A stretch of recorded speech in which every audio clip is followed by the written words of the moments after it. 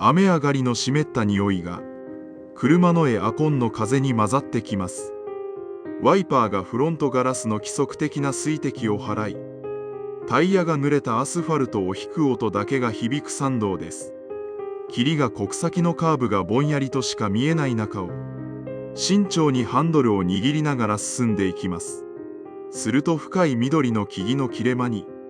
突然巨大な人工物が姿を現します。色あせた巨大な看板と、そこから続く広すぎるアスファルトの駐車場です。営業していないドライブインが、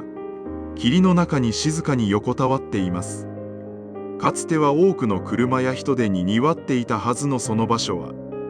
建物だけがはっきりと形を残したまま、人の時間だけがすっぽりと抜け落ちています。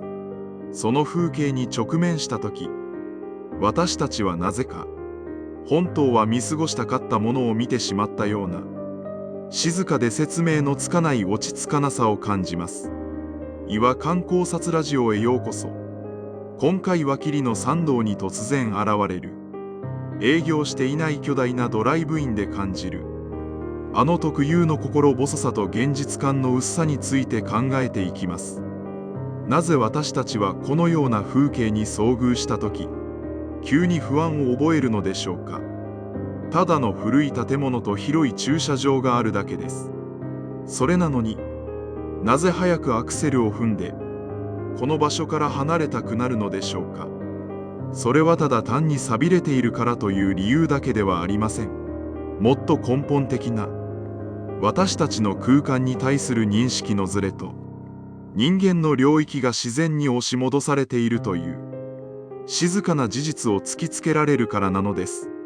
まずは車の中から見える、巨大な看板と駐車場の感覚を思い出してみてください。かつては遠くからでも目立つように作られた、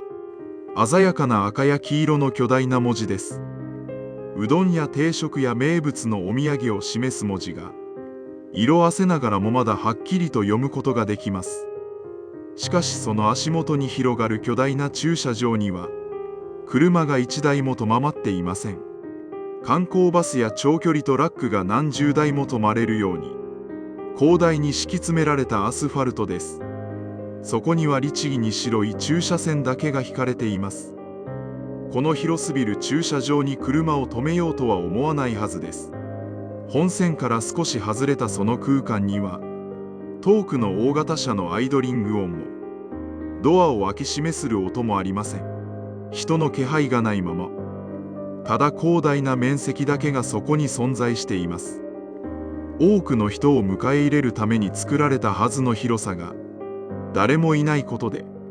逆に巨大な空白として迫ってくるのです。自分の車という小さな鉄の箱が、この巨大な空白の中にポツンと置かれたとき、自分の存在がひどく頼りなく感じられます。周囲の木々や山肌は霧に包まれて曖昧なのに、コンクリートの建物の大きさだけが、妙にはっきりと見えている感覚が、その心細さをさらに強めていきます。なぜ広いはずの場所が、これほどの圧迫感を生むのでしょうか。それは私たちが、空間の広さを他者の存在によって測っているからです。にぎわっている場所であれば、その広さは安心感や活気につながります。しかし誰もいない広大な場所では、その空間を自分一人で引き受けなければなりません。巨大な空白に対して、自分の存在があまりにも小さすぎるという感覚が、静かな心細さを生み出すのです。次に建物の正面に並んだ、ガラス張りの食堂に目を向けてみます。大きな窓ガラスがいくつも並び、かつては外の景色を楽しみながら、食事をするための明るい空間だったはずです。しかし今のその窓は、ただ外の霧や灰色の空を冷たく反射しているだけです。車を寄せてヘッドライトがガラスに当たっても、中を明るく照らし出すことはありません。ただ光が跳ね返ってくるだけで、中の様子は深い暗がりに沈んでいます。そこに特別な出来事を想像する必要はありません。ただかつては人を歓迎し、人を迎え入れるために作られたはずの空間が、今は完全に沈黙し、こちらを受け入れていないように感じるのです。白く曇ったガラスに反射した自分の車のシルエットや、窓越しに見える自分の顔が、この風景からひどく浮いているように見えます。さらに落ち着かないのは、建物の入り口付近に残された小さな案内の数々です。営業時間を知らせる古い札、おすすめ定食と書かれた色あせたメニュー、観光地までの距離を示す手書きの看板、それらはどれも人を迎えるために作られた言葉です。けれど今は誰かに読まれることを待ったまま、霧と湿気の中で静かに残っています。人がいない場所に人へ向けた言葉だけが残っている。この状態が妙に落ち着かないのです。例えば入り口の横に券売機のような機械が残っているとします。電源は入っていません。画面も暗く、ボタンの文字だけがぼんやり見えます。ラーメン、カレー、天ぷらそば、コーヒー、どれもありふれた言葉なのに、誰も選ぶ人がいないだけで、急に遠い時代の非業のように見えてきます。そこには確かに、人が腹を空かせて立ち寄り、小銭を入れ、番号札を持って席に座っていた時間がありました。でも今は、その動きだけが抜け落ちています。形だけが残り、流れだけが消えている。このズレが、巨大な建物以上に、私たちの感覚をざわつかせます。売店の窓の奥に、古い棚が見えることもあります。かつてはお土産の箱や、地元のお菓子や、観光地のキーホルダーが、そこに並んでいたのかもしれません。今は棚の影だけが残り、外の霧がガラスに白く映っています。こちらが中を見ようとしても、ガラスは中を見せるより先に、自分の車のライガや、運転席に座る自分の顔を返してきます。見ているつもりだったのに、見返されているわけでもなく、ただ自分だけが、その風景の前に浮かび上がってしまう。この感覚もまた、霧のドライブインを落ち着かなくさせます。なぜ人のための言葉や設備は、人がいなくなった瞬間に、こんなにも心細く見えるのでしょうか。それはそれらが、人間の行動を前提にして作られているからです。メニューは選ぶ人がいて、初めてメニューになります。駐車線は車が止まって、初めて意味を持ちます。入り口は人が出入りして、初めて入り口になります。人の動きが消えると、それらは役割を失ったまま、ただ形だけを残します。私たちはその形を見て、かつてそこにあった人の流れを、逆に強く想像してしまうのです。だからこそ、完全に何もない場所よりも、中途半端に人のためのものが残る場所の方が、ずっと落ち着かないのかもしれません。何もない参道なら、ただの自然として受け入れられます。けれどそこに大きな看板や、広い駐車場や、食堂の窓や、古いメニュー表が残っていると、ここには確かに人間の時間があったのだと分かってしまう。そして同時に、その時間が今は止まっていることも、はっきり分かってしまうのです。かつて自動販売機が並んでいたであろう。四角く色が変わった壁の跡や、トイレへの案内を示す矢印の看板、それらすべてが人間のための記号です。それらの記号はまだ機能しているのに、それを受け取る人間が一人もいません。発信され続けているメッセージだけが、誰もいない空間に響いているような、妙なちぐはぐさがそこにはあります。そして建物の周囲をよく見てみます。立派な入り口へ続くアプローチや、コンクリートの隙間、かつてはきれいに手入れされていたであろう植え込みです。そこには雑草が自由に伸び、アスファルトのひび割れからは、山の植物が力強く顔を出しています。人の手が離れたことで、人工物と自然の境界が少しずつ曖昧になっています。これは単なる経年劣化ではありません。人間がコントロールし、自然から切り離して維持していた領域が、ゆっくりと、しかし確実に山へ戻されている過程なのです。私たちはその風景を見たとき、人間がいかに自然に対して小さな存在であるかを、無言のうちに見せつけられます。巨大なドライブインでさえ、人の流れが止まれば、あっという間に植物に覆われ、山の景色の一部に溶け込んでいこうとします。その場に車を止めたまま、しばらく建物を見ていると、霧のせいで距離感が少しずつ曖昧になっていきます。近いのか遠いのかわからないまま、看板の文字だけが妙にはっきりと浮かび、建物の輪郭だけが山の暗さから切り抜かれたように見えてきます。ヘッドライトを少し動かすと、ガラスに白い光が走ります。けれど中は見えません。ただこちらの車の光だけが跳ね返り、自分が今、この広すぎる場所にとままっていることだけを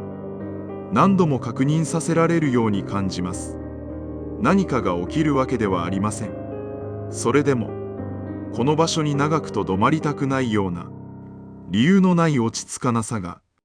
胸の奥にゆっくり溜まっていきます。車内にいるはずなのに、車の外側に広がる湿った空気や、霧に沈んだ建物の大きさが、薄いガラス一枚を越えて、こちら側まで入り込んでくるように感じるのです。その瞬間、私たちはこの場所を、ただの古い施設としてではなく、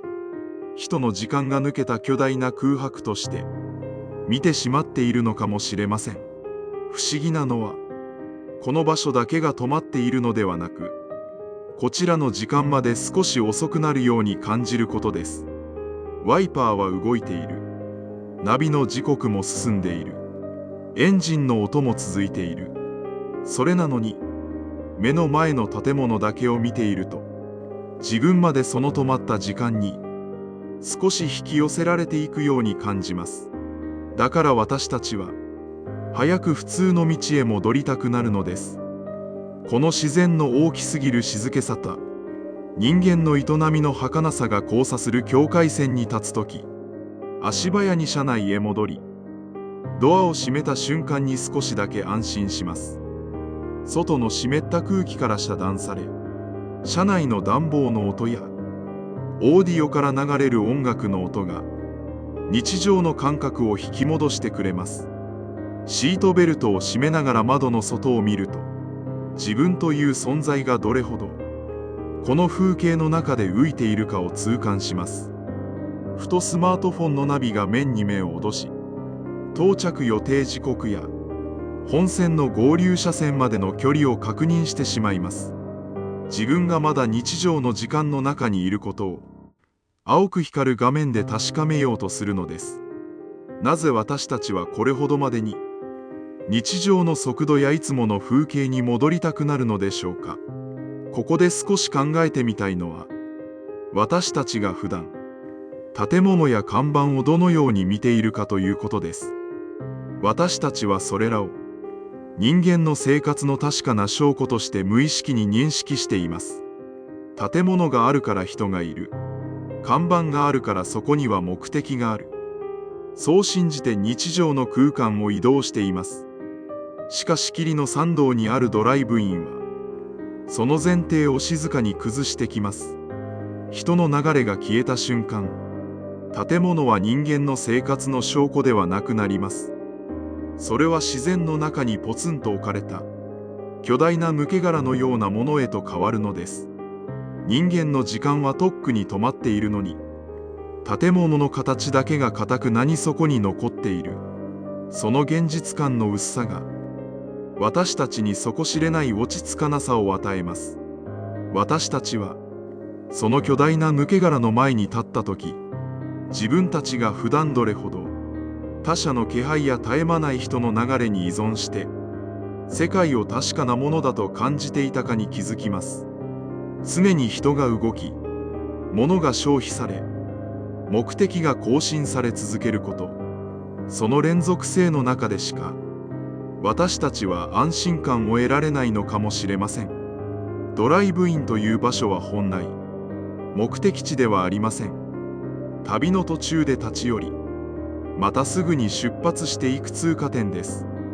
通過する人がいなくなった通過点は、ただ次の人の流れを待ち続ける空間になります。その途方もない時間の長さを直感するからこそ、私たちは少し息苦しさを感じてしまうのです。今度いつもの街を運転していて、見慣れたファミレスの明かりや、賑やかなショッピングモールの巨大な駐車場を見たとき、ふとその裏側にある風景を想像してみてください。そこにはたくさんの車が止まり、明るい音楽が流れ、多くの人が行き交っています。しかしその人の流れがふっと途絶えたら、あの明るい巨大な施設も、いつかはきりの参道のドライブインと同じように、静かで広すぎる空白に変わるのかもしれません。私たちが今当たり前のように享受している、明るくて安全で賑やかな空間は、実はとても一時的で、人の流れに支えられている風景なのです。人間の気配が消えた後に現れる、あの静かで広大な時間を想像すると、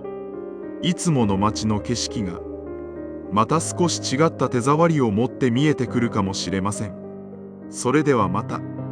次の違和感でお会いしましょう。